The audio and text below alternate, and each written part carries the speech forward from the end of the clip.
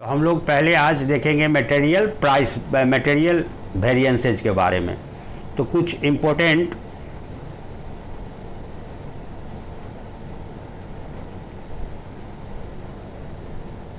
Abbreviation उसको देखें जो यूज़ में लाया जाता है। आप गौर करें तो material cost is equal to क्या होता है? Quantity of material into price per unit of material.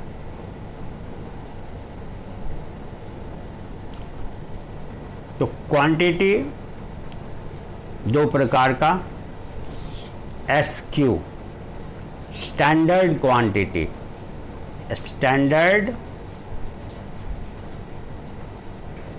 Quantity इसको बोलते हैं। AQ actual quantity used and required to be used।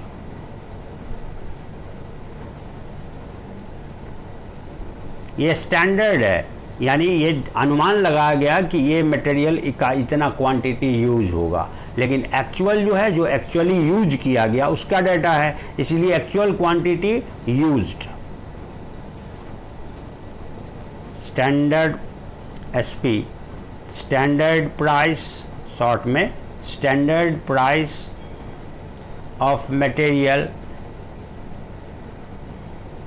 पर यूनिट, यानी पर केजी हो, पर क्विंटल हो, पर पीस हो। उसी प्रकार से AP implies actual price of material per unit, per unit. Now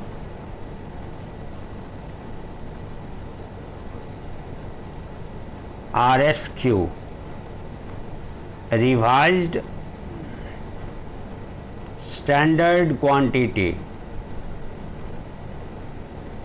of material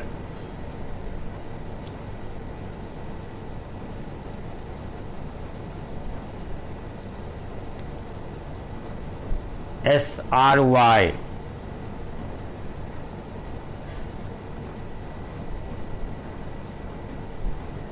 standard rate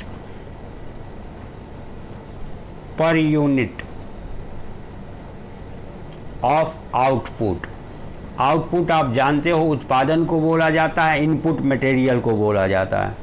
standard rate of yield.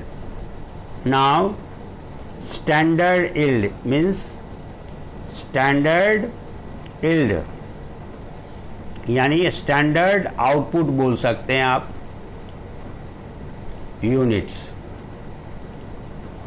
AY actual yield, यानी आप बोल सकते हो actual output units.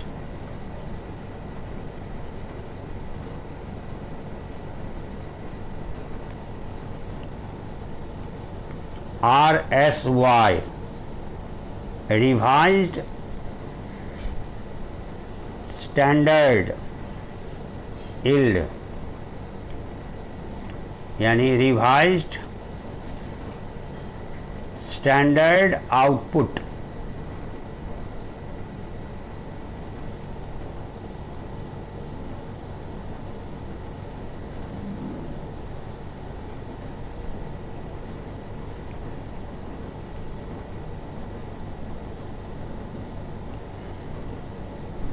वेरिएंसेज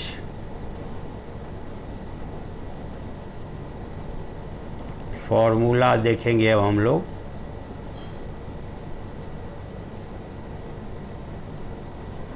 material वेरिएंसेज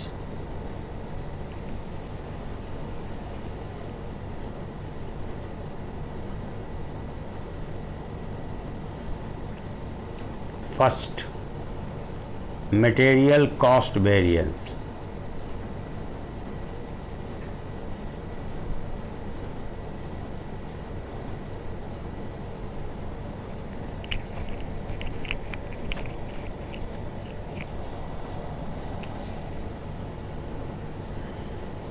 MCV is equal to standard quantity into standard price minus actual quantity into actual price.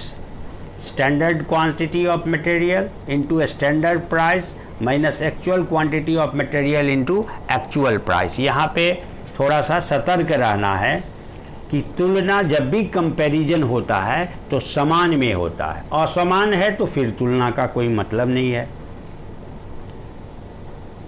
कहने का मतलब है standard एक मेजरमेंट या यार्ड स्टिक है या मेजरमेंट स्केल है, तो हो सकता है स्टैंडर्ड साइज जो डिटरमाइन किया गया कॉस्ट के लिए वह 1 केजी पेड़ा का बनाया गया होगा कि अगर 1 केजी पेड़ा बनाते हैं तो इतना मिल्क लगेगा, इतना शुगर लगेगा वगैरह।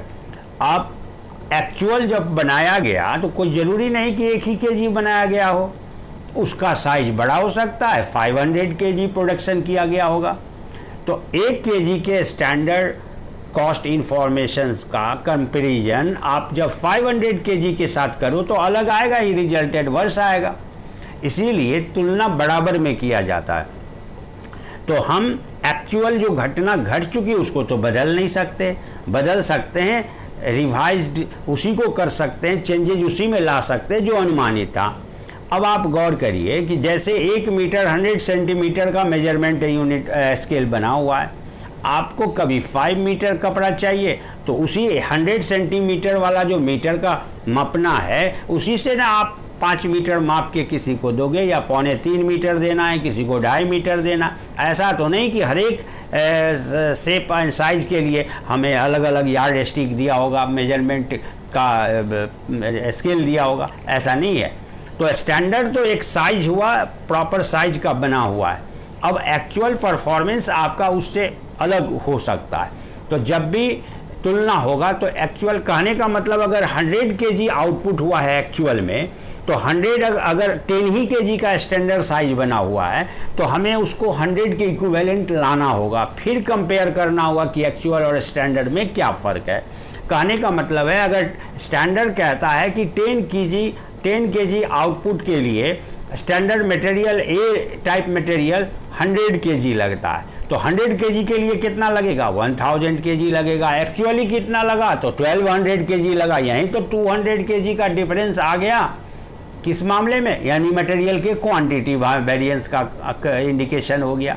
यही हमारा कहना है कि तुलना हमेशा बराबर में होता है। हालांकि इसका एक शीट बना के आपको दिया जाएगा, आगे बताएंगे। यहाँ फार्मूला आप नोट कर लें, और इसी का फार्मूला हो सकता है MCV का standard material cost minus actual material cost.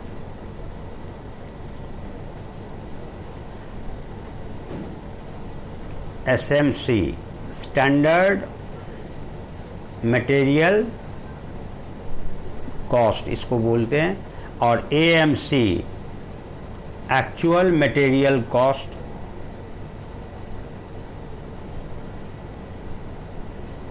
बोल सकते हो आप।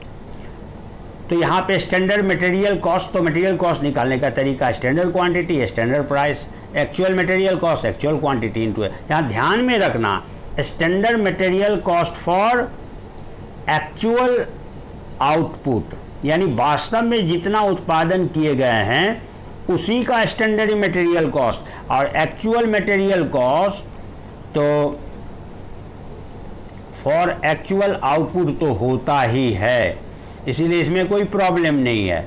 तो स्टैंडर्ड का भी कॉस्ट हम जब लेंगे तो जितना एक्चुअल प्रोडक्शन हुआ रखा है उतना ही का होना चाहिए। अगर दोनों का प्रोडक्शन आउटपुट यूनिट बराबर है तो अब तो कोई प्रॉब्लम नहीं है, आप सीधा कॉस्ट से वेरिएंस कर सकते हो, निकाल सकते हो।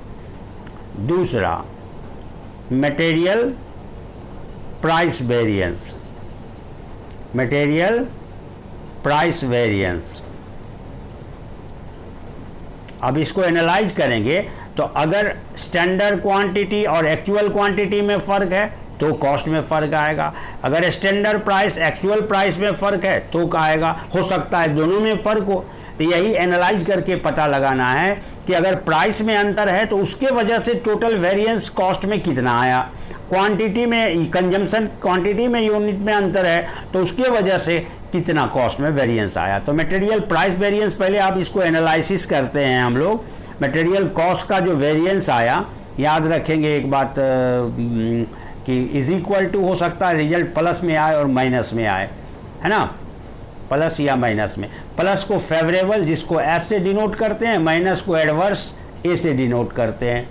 फेवरेबल हो जाएगा प्लस और माइनस हो जाएगा adverse.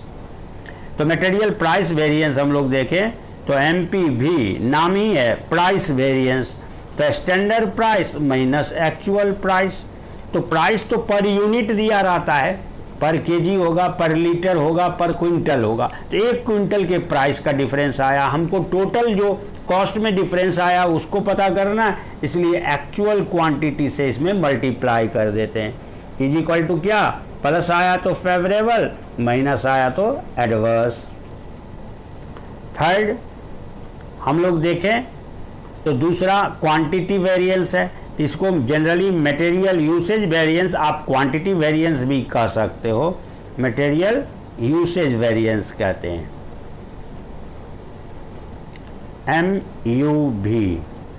MUV is equal to standard quantity required for actual output, actual quantity of material consumed.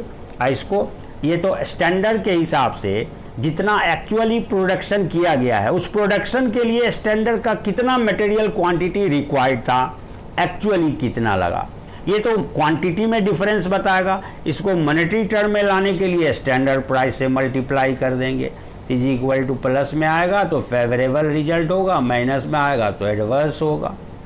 तो आज हम इसी 3 प्राइस को एक्सप्लेन करेंगे, 3 वेरिएंस को, और रेस्ट पार्ट नेक्स्ट में करेंगे। पहले आप इसी को टैकल करने का कोशिश करें। Okay, thank you.